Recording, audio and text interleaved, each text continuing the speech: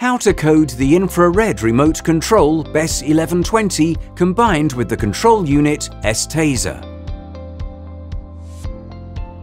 Check on the label the identification code of the control unit located in the engine room. Check the ID code of the radio waves remote control.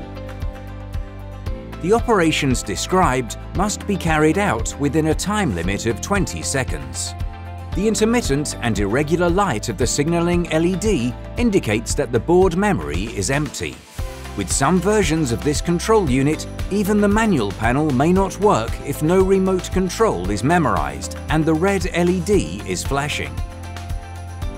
Make sure the transmitter batteries are charged and in good condition, and are inserted correctly according to the polarity indicated. Unscrew the 4 perimeter screws.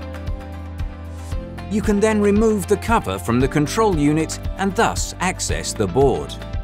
Move selector S1 from the on position to the off position and check that the green LED turns off. In this way, the backup key is turned off, so it is possible to write the data on the board memory.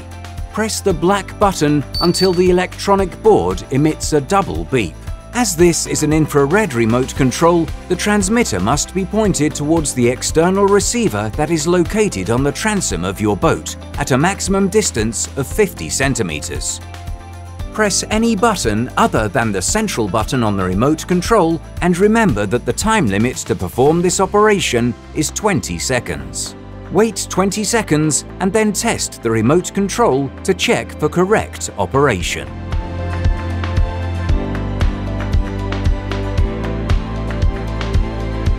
The successful storage of card is confirmed with a prolonged acoustic signal. In the event the board has not received any signal, after 30 seconds the procedure will reset itself and you will hear 5 consecutive beeps.